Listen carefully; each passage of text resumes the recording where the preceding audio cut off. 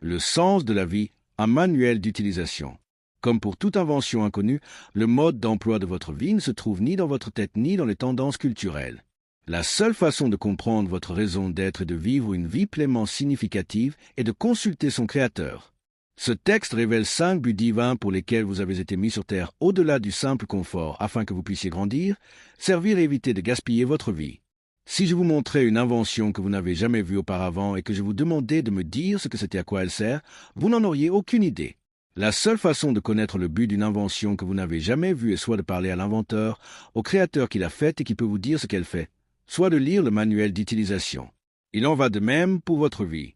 La seule façon de savoir pourquoi vous êtes sur cette planète, quelle est votre raison d'être, c'est de parler à votre Créateur, Dieu qui vous a fait, et de lire le manuel d'utilisation. Éphésiens chapitre 1 dit que c'est en Christ que nous découvrons qui nous sommes et pourquoi nous vivons.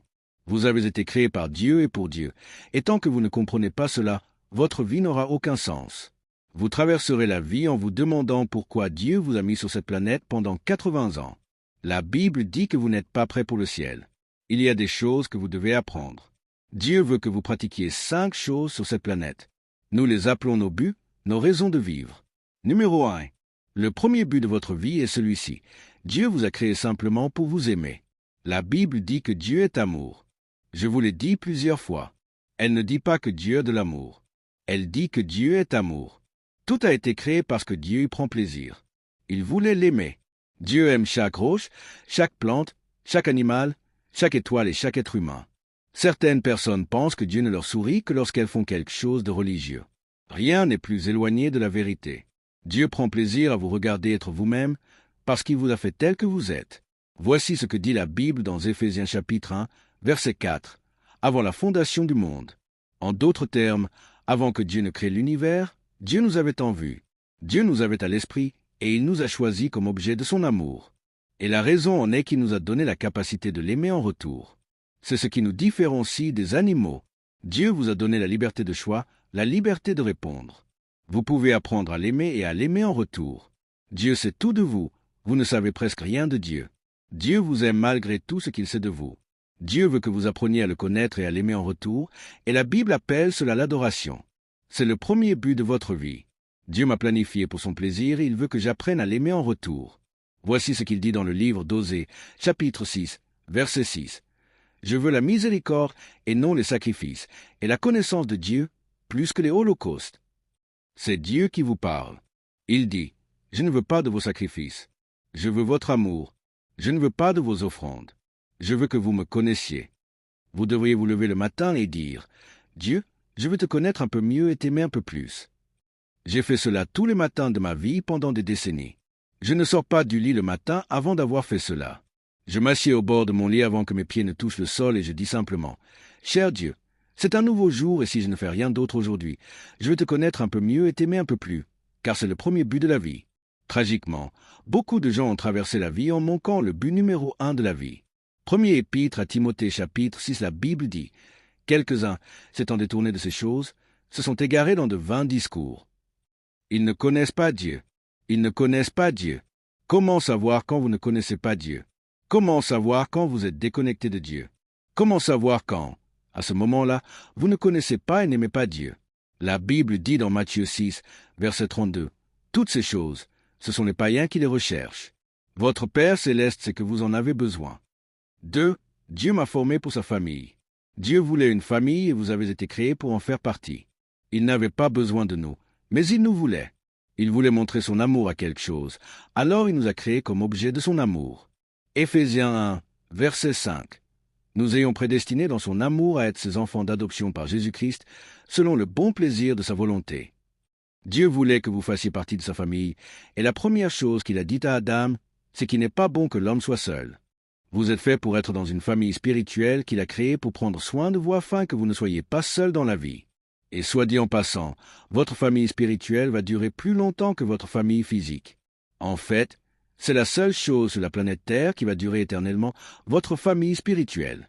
Premier épître de Pierre, chapitre 1, dit ceci, verset 3. « Béni soit Dieu, le Père de notre Seigneur Jésus-Christ, qui, selon sa grande miséricorde, nous a régénérés pour une espérance vivante par la résurrection de Jésus-Christ d'entre les morts. » Dieu n'a jamais créé une personne qui ne voulait pas dans sa famille, mais il vous donne le choix et il ne va pas vous forcer à y entrer.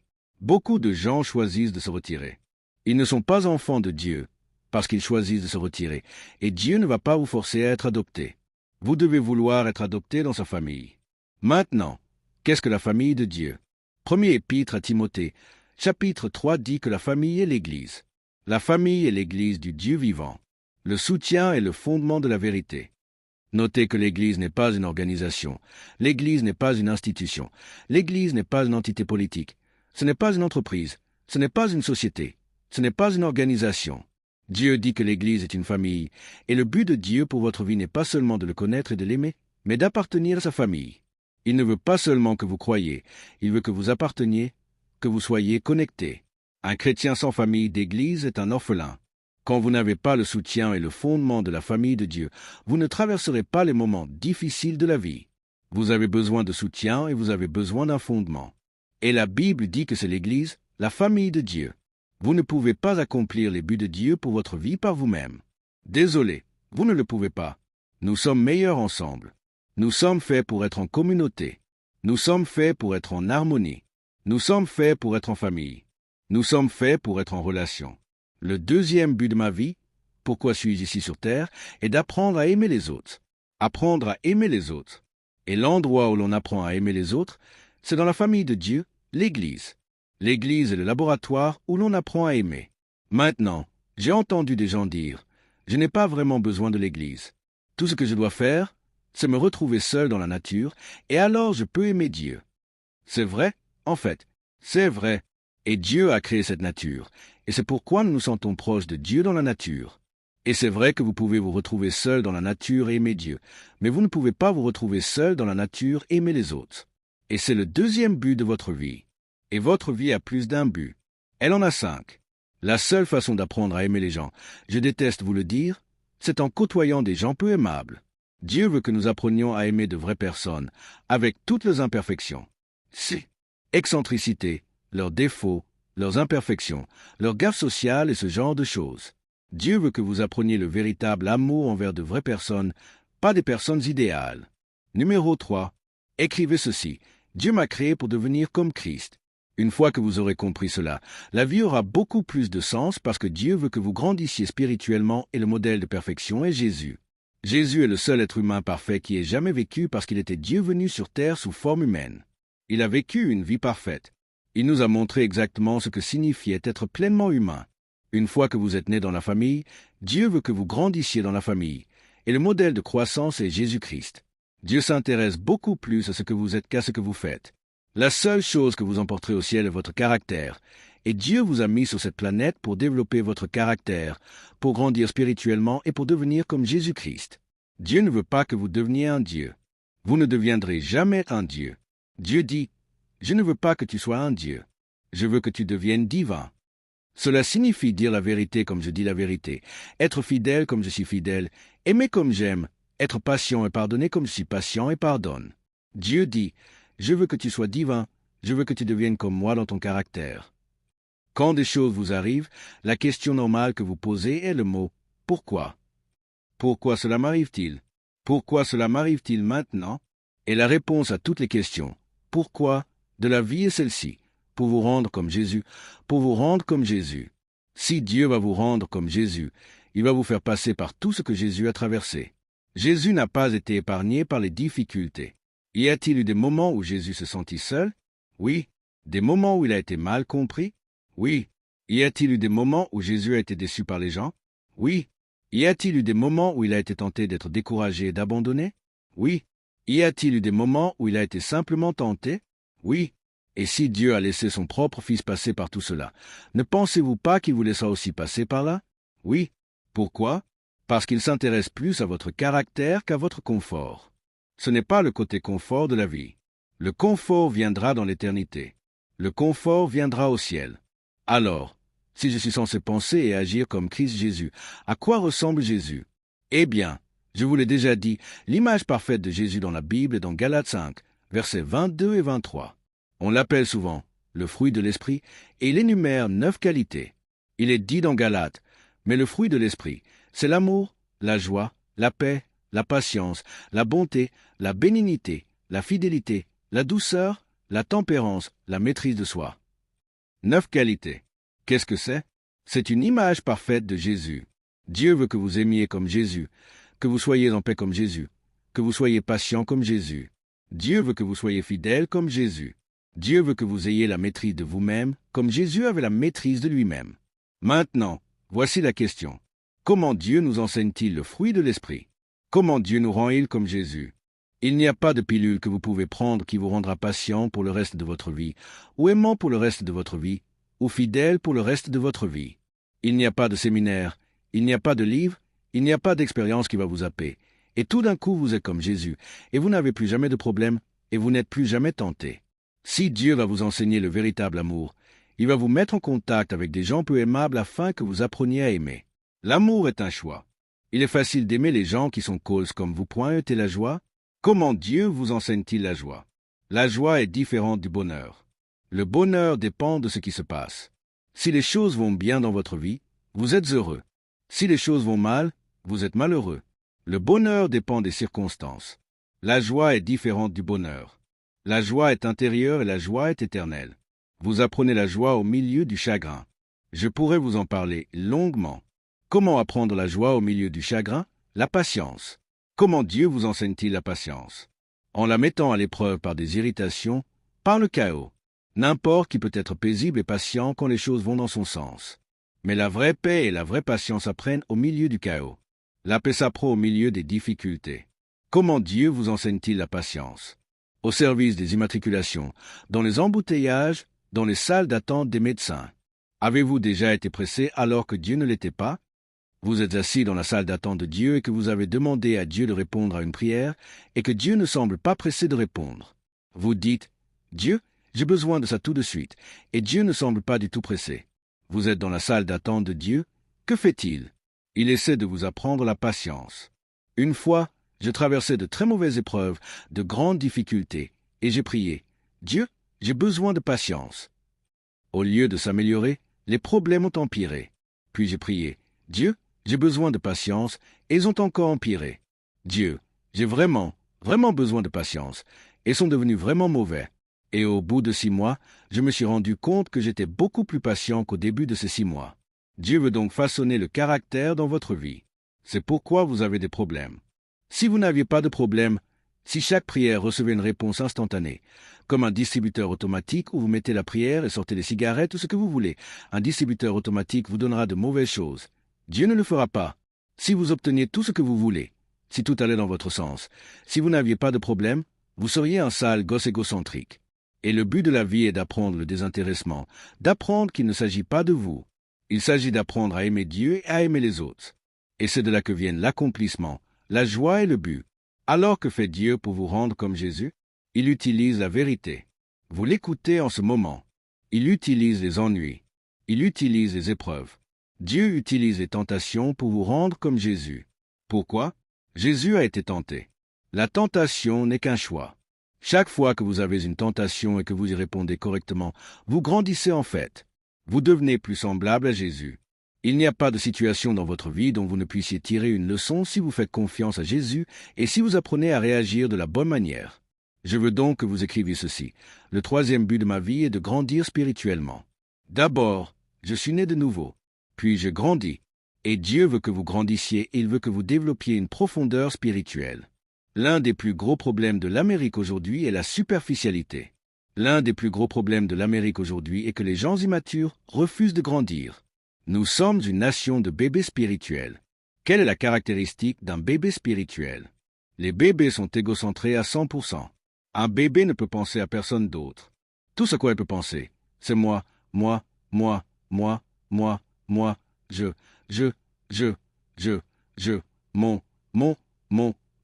mon, mes besoins. Je le veux maintenant. Les bébés ne connaissent pas la différence entre non et pas encore. Les bébés ne savent pas retarder la gratification. Les bébés doivent avoir une satisfaction instantanée. Les bébés doivent se concentrer sur leurs sentiments, sur la pensée à court terme, être manipulés par leur humeur. Je dois l'avoir maintenant. Cela ressemble à la culture américaine. Nous avons une culture de bébés spirituels, très immatures, où tout le monde veut parler de ses droits. Je dois faire ce qui est le mieux pour moi et non de leur responsabilité. Et voici la quatrième chose. Dieu m'a façonné pour le servir. Dieu m'a façonné pour le servir, et il vous a façonné de manière unique, comme personne d'autre, et c'est la contribution qu'il veut que vous apportiez. Rappelez-vous qu'au ciel, l'une des choses que vous allez faire, c'est servir Dieu. Dieu veut donc que vous appreniez à vous entraîner ici et maintenant. Voici ce que dit la Bible dans le psaume 139, verset 13. « C'est toi qui as formé mes reins, qui m'as tissé dans le sein de ma mère. » Ici, à Saddleback, nous utilisons un petit acronyme SHAPE, forme, pour dire la forme unique que Dieu vous a donnée. S, pour don spirituel, H, pour âme, cœur, passion, A, pour aptitude, T, pour personnalité, E, pour expérience. Ce sont 5 catégories où vous êtes différents de tous les autres. Par exemple, Dieu vous a donné des dons spirituels uniques. Vous êtes doué dans certains domaines et vous ne vous en rendez même pas compte. L'une des choses à propos des dons, c'est que vous êtes doué pour certaines choses et vous pensez que tout le monde est doué pour ça. Mais ce n'est pas le cas. Vous êtes doué pour ça. Ensuite, Dieu vous donne un cœur unique. Qu'est-ce que votre cœur? C'est votre passion. Votre passion est ce que vous aimez faire. Les dons, c'est ce pourquoi vous êtes doué. La passion, c'est ce que vous aimez faire. Dieu nous a tous fait avec des cœurs différents, des cœurs émotionnels. Nous aimons tous faire des choses différentes. Pourquoi? De cette façon, tout est fait.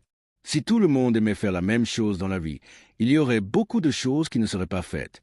Dieu nous donne donc à tous des intérêts différents et des cœurs différents.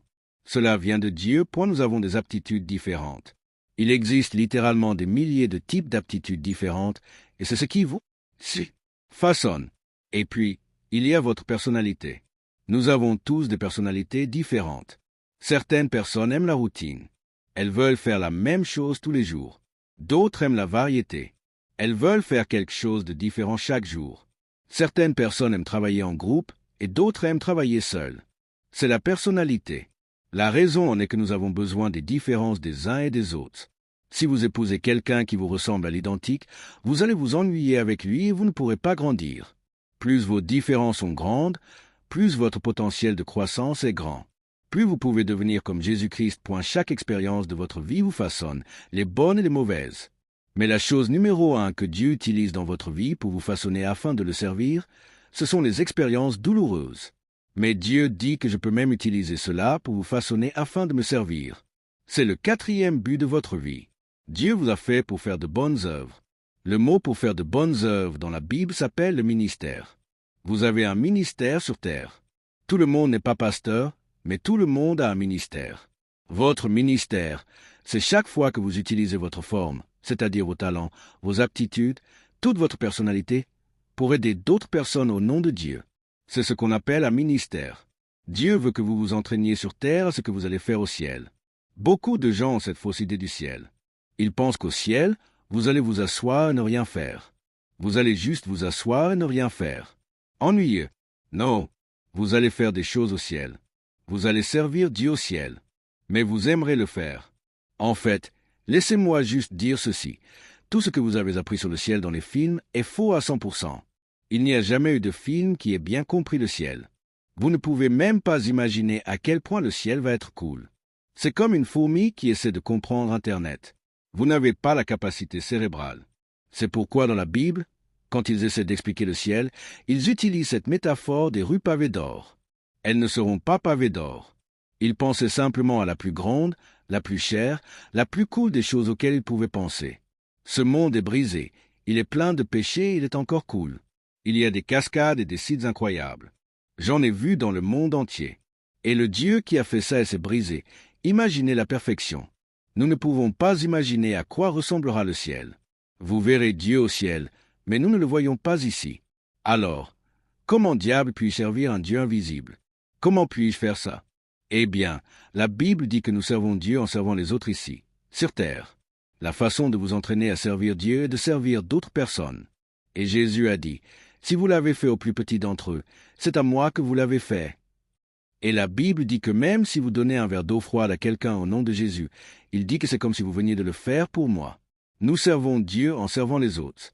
Jésus a dit, « Vous ne pouvez pas dire que vous aimez Dieu et que vous haïssez votre frère. » La Bible dit que si vous dites, « Eh bien, je ne veux pas servir les autres, je ne vais pas aider ces gens. vous ne servez pas vraiment Dieu. Vous ne pouvez pas dire « Je n'ai pas besoin de ces gens, je ne vais pas aider ces gens », et ensuite dire « J'aime Dieu » en même temps. Ce n'est tout simplement pas vrai, c'est un mensonge. Il dit donc que Dieu nous a fait pour servir Dieu en servant les autres. Notez ce verset suivant. Premier épître de Pierre, chapitre 4, verset 10. Il parle d'utiliser vos talents pour faire une différence dans le monde, pour apporter une contribution, pour avoir un impact. C'est votre ministère ou votre service dans la vie. Comme de bons dispensateurs des diverses grâces de Dieu, que chacun de vous mette au service des autres le don qu'il a reçu. Le quatrième but de ma vie est de servir Dieu en servant les autres. Il y a une autre chose que Dieu veut que vous fassiez sur terre. Dieu m'a fait pour une mission. Dieu vous a mis sur terre, d'abord pour le connaître, puis pour apprendre certaines choses, puis pour devenir certaines choses, puis pour faire certaines choses. Et la partie « faire » s'appelle votre mission. Jésus dit, dans Jean 17, verset 18, « Comme tu m'as envoyé dans le monde, je les ai aussi envoyés dans le monde. » Dieu vous a mis sur cette planète pour apporter une contribution unique. C'est mon travail en tant que pasteur de vous aider à vous préparer pour votre ministère et votre mission dans le monde. Parce qu'un jour, vous vous tiendrez devant Dieu et il dira « Que as-tu fait de ce que je t'ai donné ?» Vous devrez rendre des comptes à Dieu un jour de ce que vous avez fait de votre vie. Que as-tu fait de ton talent, de tes capacités? Eh bien, j'ai gagné beaucoup d'argent. J'ai pris ma retraite et je suis mort. Mauvaise réponse. Acte 20, verset 24, Paul dit ceci. Mais je ne fais pour moi-même aucun cas de ma vie, comme si elle m'était précieuse, pourvu que j'accomplisse ma course avec joie et le ministère que j'ai reçu du Seigneur Jésus d'annoncer la bonne nouvelle de la grâce de Dieu. Que suivez-vous en ce moment? Votre plan pour votre vie ou le plan de Dieu pour votre vie? Vous suivez le plan de Dieu ou vous suivez votre plan? Vous suivez votre plan. Comment ça se passe pour vous? Vous vous sentez accompli, satisfait? Vous avez l'impression que votre vie est exactement comme elle était censée être? La Bible dit que seuls les desseins de Dieu dureront éternellement. Vous savez, le problème de la plupart des gens aujourd'hui, c'est que leurs rêves sont trop petits. Les plus grands rêves que la plupart des gens ont, c'est « vraiment ?» Et nous définissons la belle vie en Californie du Sud comme avoir l'air bien, se sentir bien et avoir des biens. Il n'y a qu'un seul problème avec la belle vie. Elle n'est pas assez bonne. Elle ne satisfait pas. Il y a des milliers de personnes dans le sud de la Californie qui ont l'air bien, se sentent bien et ont des biens et sont misérables. Vous avez été fait pour une vie meilleure. La Bible le dit dans 2e épître aux Corinthiens, chapitre 5. Et il est mort pour tous, afin que ceux qui vivent ne vivent plus pour eux-mêmes, mais pour celui qui est mort et ressuscité pour eux. Jésus a inclus tout le monde dans sa mort afin que tout le monde puisse être inclus dans sa vie, une vie bien meilleure. Il y a ce mot « vie meilleure ». Pas la belle vie, la vie meilleure, une vie bien meilleure que celle que les gens ont jamais vécue par eux-mêmes. Vous dites « Comment puis-je obtenir cela? Comment puis-je accéder à cette vie meilleure ?» La Bible le dit dans le psaume 34, verset 8. « Sentez et voyez combien l'Éternel est bon. Heureux l'homme qui cherche en lui son refuge. » J'aime ce mot. Courir? Parce que voici l'idée. Si tout à coup quelqu'un me disait qu'il y a une vie meilleure que celle que je vis en ce moment, je suis partant. Je suis partant. Je n'y réfléchis pas. Je ne remets pas à plus tard. Je ne tergiverse pas. Je ne dis pas qu'un jour je vérifierai s'il y a peut-être une vie meilleure que celle que je vis en ce moment. Non, je vais courir vers elle. Si quelqu'un me dit qu'il y a une meilleure façon de vivre que celle que je vis en ce moment, je vais courir vers elle. Parce que j'ai décidé il y a longtemps que je n'allais pas gaspiller ma vie. Vous pouvez gaspiller votre vie, mais je ne vais pas gaspiller la mienne. Et s'il y a une meilleure façon de vivre, alors je vais courir vers elle. Et comment courir vers elle? Ouvrez les yeux et voyez combien Dieu est bon. Maintenant, si je ne pouvais vous enseigner qu'une seule chose, si je n'avais qu'un seul message à prêcher de toute ma vie, ce serait ceci. Ouvrez les yeux. Ouvrez les yeux. Ouvrez les yeux à la bonté de Dieu. Recevez l'amour de Dieu. Aucun homme ne vous aimera jamais. Aucune femme ne vous aimera jamais, comme votre Créateur, comme Jésus-Christ vous aime. Et passer toute votre vie déconnectée de votre Créateur, qui vous aime autant, n'a aucun sens. Si quelqu'un était prêt à mourir pour vous, ne voudriez-vous pas le savoir? Si quelqu'un vous aimait tellement qu'il est mort pour vous, ne voudriez-vous pas le connaître? Quelqu'un est mort pour vous. Son nom est Jésus-Christ et il est mort pour vous, afin de payer pour toutes les choses que vous avez faites de travers, afin que vous puissiez vivre une vie pleine de sens. Synthèse des buts de la vie. Planifié pour le plaisir de Dieu, adoration, formé pour la famille de Dieu, fraternité, créé pour devenir comme Christ, croissance spirituelle, façonné pour servir Dieu, ministère, fait pour une mission, mission. Et mon plaidoyer à vous en tant que pasteur est de ne pas gaspiller votre vie. Décidez dès maintenant que pour le reste de votre vie, vous allez donner le meilleur de votre vie, non pas à votre petit ami, non pas à votre petite amie, non pas à votre travail, non pas à autre chose, mais à Dieu et à son royaume. Parce que vous n'avez pas été mis ici pour toutes ces autres choses. Vous avez été mis ici pour ces buts. Et les ignorer est un énorme gaspillage de votre vie. Matthieu 11, Jésus dit, « Venez à moi, vous tous qui êtes fatigués et chargés, et je vous donnerai de repos. » Il ne parle pas de religion, il parle d'une relation. Et à qui cette invitation est-elle offerte? Verset suivant, Acte 10, verset 35. « Mais en toute nation, celui qui le craint et qui pratique la justice lui est agréable. » Peu importe qui vous êtes, d'où vous venez, si vous voulez Dieu et que vous êtes prêt à faire ce qu'il dit, la porte est ouverte. Peu importe qui vous êtes, d'où vous venez, quel est votre passé. Peu importe ce que vous avez fait, avec qui vous l'avez fait ou depuis combien de temps vous le faites. Cette offre vous est disponible. Et il dit que même si vous avez des doutes, apportez vos doutes avec vous. Doutez de vos doutes et croyez en vos croyances.